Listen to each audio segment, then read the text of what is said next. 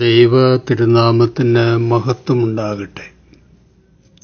സമ്പത്തും അധികാരങ്ങളും അനുഗ്രഹങ്ങളുമൊക്കെ വർദ്ധിക്കുമ്പോൾ വിശ്വസ്തരും വിനീതരും സമർപ്പിതരുമായിരിക്കുന്നത് അത്ര എളുപ്പമുള്ള കാര്യമല്ല.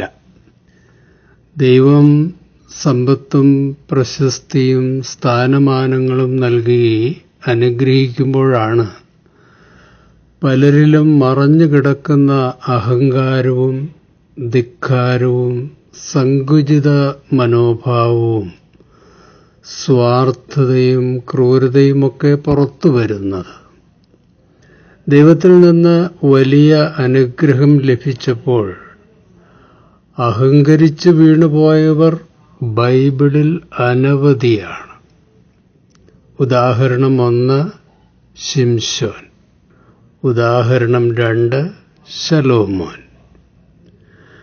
അനുഗ്രഹ സമൃദ്ധിയിൽ അഹങ്കരിക്കാതെ നിയോഗങ്ങളിൽ വിശ്വസ്തരും വിനീതരുമായിരിക്കുവാൻ വ്യക്തിത്വത്തിൽ സംതൃപ്തി എന്ന സ്വഭാവഗുണം വളർത്തിയെടുക്കണമെന്നാണ് പൗലോസ് അപ്പോസ്തലൻ ഫിലിപ്പിയ ലേഖനത്തിൽ പറയുന്നത്. ഏത് സാഹചര്യത്തിലും സംതൃപ്തിയോടെ കഴിയാൻ ഞാൻ പഠിച്ചിട്ടുണ്ട്.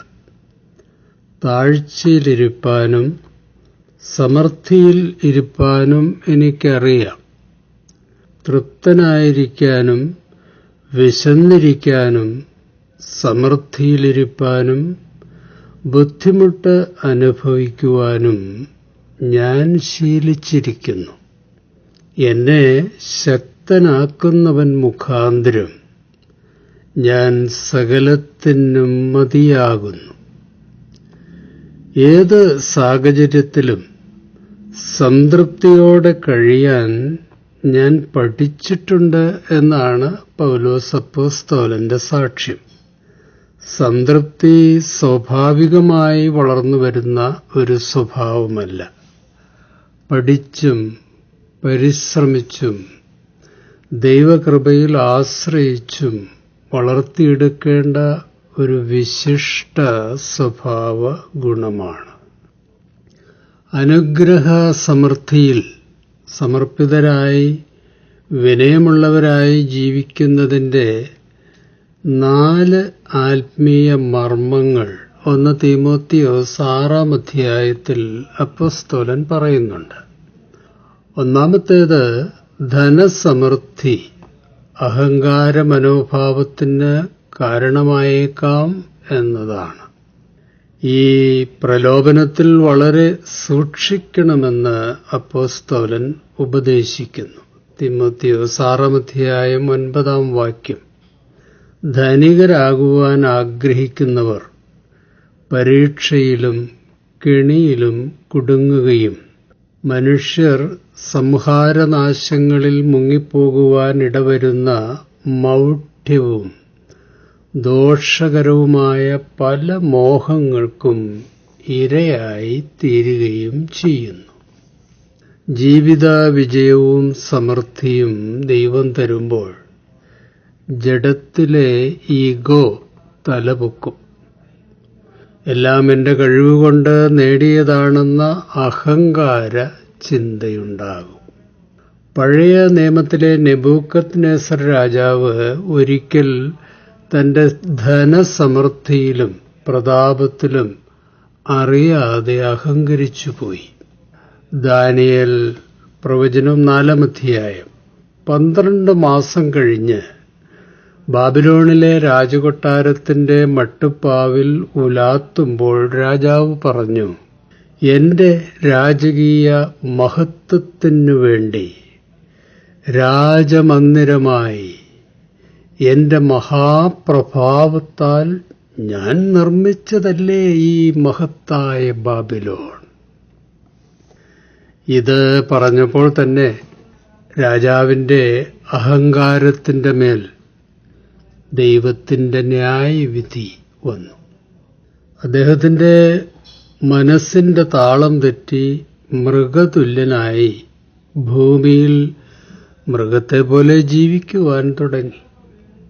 നൂറായിരം ന്യൂറോണുകളുടെ നെറ്റ്വർക്കുകൾ കൊണ്ട് പ്രവർത്തനക്ഷമമാക്കി അവയിലൊന്നുപോലും താളം തെറ്റാതെ പരിപാലിക്കുന്ന ദൈവത്തെ ഹിസ് ഗ്രേസ് മറന്നുപോയി. ദൈവത്തിൽ നിന്ന് അനുഗ്രഹങ്ങൾ സ്വീകരിച്ചു കഴിയുമ്പോൾ എല്ലാം ദൈവത്തിൻ്റെ ദാനമാണ്, അതനുഭവിക്കുവാൻ ദൈവത്തിൻ്റെ കൃപ വേണം എന്നൊക്കെയുള്ള വിസ്മയ സത്യങ്ങൾ പലരും മറക്കും. സമ്പത്തും സ്ഥാനമാനങ്ങളും വിജയങ്ങളുമൊക്കെ ദൈവത്തിൻ്റെ ദാനമാണ്. അതിൻ്റെ പേരിൽ ആരും അഹങ്കരിക്കേണ്ടതില്ലെന്നാണ് തിരുവചനം നമുക്ക് പറഞ്ഞു തരുന്നത്. ആവർത്തന പുസ്തകം 8-ാം അധ്യായം 18-ാം വാക്യം. നിങ്ങളുടെ ദൈവമായ കർത്താവിനെ നിങ്ങൾ സ്മരിക്കണം. എന്തെന്നാൽ നിങ്ങളുടെ പിതാക്കന്മാരോട് ചെയ്ത ഉടമ്പടി ഇന്നും നിറവേറ്റുന്നതിനു വേണ്ടി സമ്പത്തു നേടാൻ അവിടുന്നാണ് നിങ്ങൾക്ക് ശക്തി നൽകുന്നത്. സമ്പത്ത് വർദ്ധിക്കുമ്പോൾ അഹങ്കാര പ്രലോഭനം വരും. വളരെ വളരെ സൂക്ഷിക്കണം. രണ്ടാമത്, ധനം ശാശ്വതമാണെന്ന ചിന്ത ദൈവാശ്രയത്തിന് തടസ്സമാണ്. 1 തീമോഥെയോസ് 6-ാം അധ്യായം 17-18 വാക്യങ്ങൾ.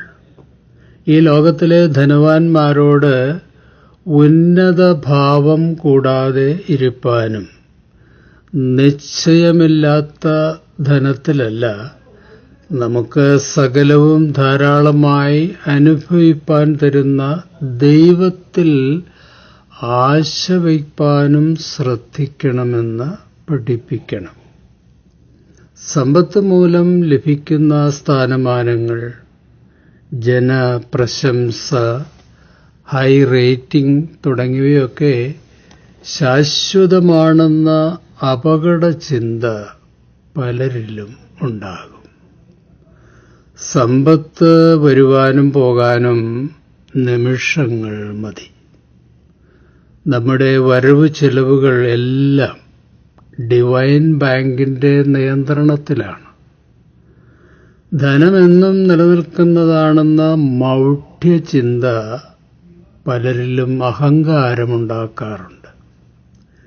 ക്രിസ്തുവിന്റെ ഉപമയിലെ കളപ്പുര നിറഞ്ഞ ധനവാന്റെ ചിന്ത അങ്ങനെയായിരുന്നു.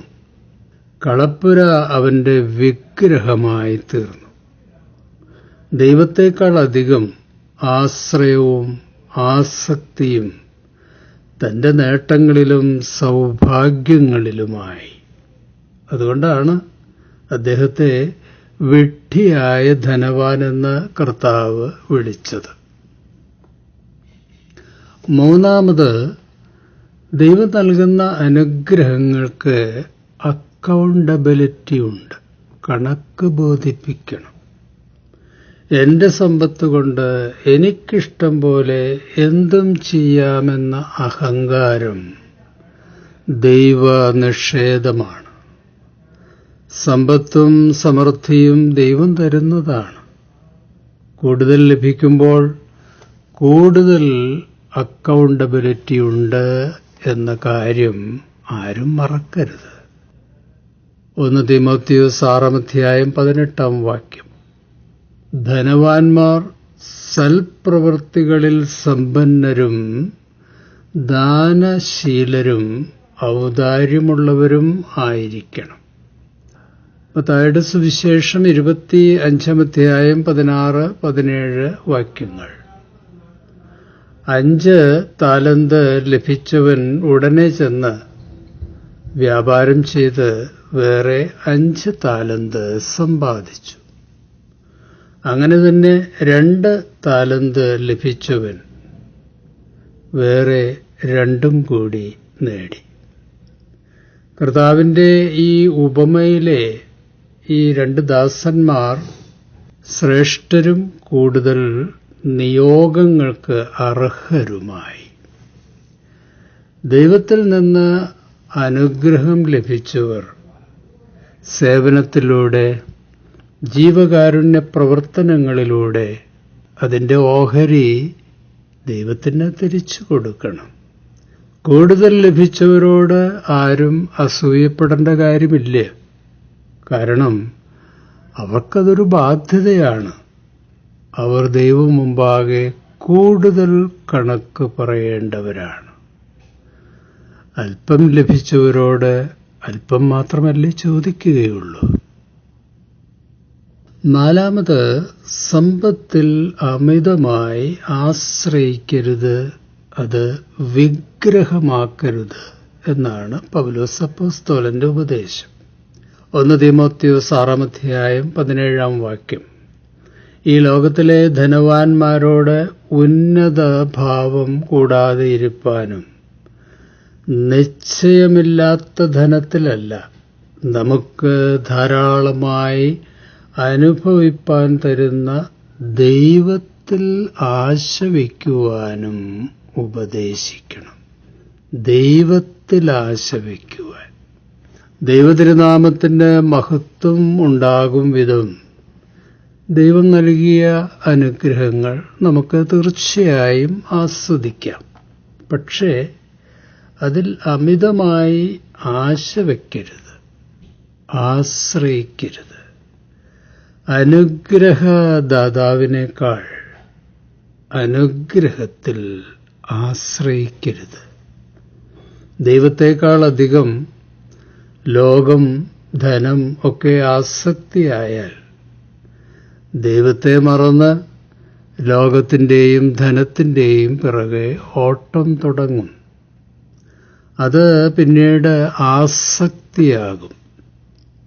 ആസക്തി എപ്പോഴും അസംതൃപ്തി ഉണ്ടാക്കും, സന്തോഷം നഷ്ടപ്പെടുത്തും.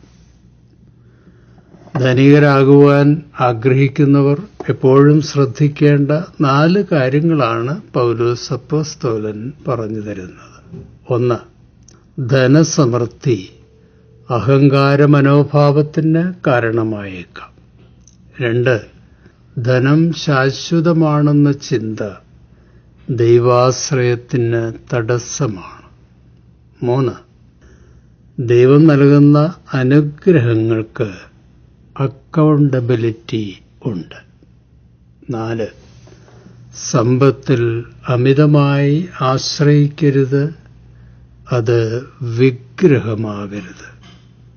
ദൈവമേ, അവിടുന്ന് ഞങ്ങൾക്ക് നൽകുന്ന സമ്പത്തിൻ്റെയും അനുഗ്രഹങ്ങളുടെയും വിശ്വസ്തരും വിവേകികളുമായ കാര്യവിചാരകർ ആയിരിക്കുവാൻ നാഥ സഹായിക്കണമേ. അനുഗ്രഹങ്ങളിൽ അഹങ്കരിക്കാതെ നിത്യതയുടെ കാഴ്ചപ്പാടിൽ എല്ലാം അങ്ങയിൽ നിന്നും സ്വീകരിക്കുവാനുള്ള, വിനിമയം ചെയ്യുവാനുള്ള വിനയം ഞങ്ങൾക്ക് തരയണമേ.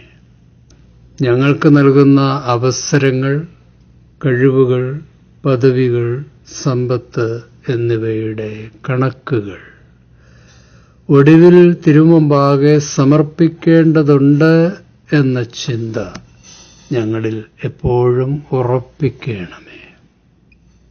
മത, രാഷ്ട്രീയ, ബിസിനസ് മേഖലകളിൽ ദൈവം ചുമതലകൾ ഏൽപ്പിക്കുന്നവർക്ക് വിശ്വസ്തരും സമർപ്പിതരും സത്യസന്ധരുമായി പ്രവർത്തിക്കാനുള്ള ദൈവഭയം നൽകണമേ.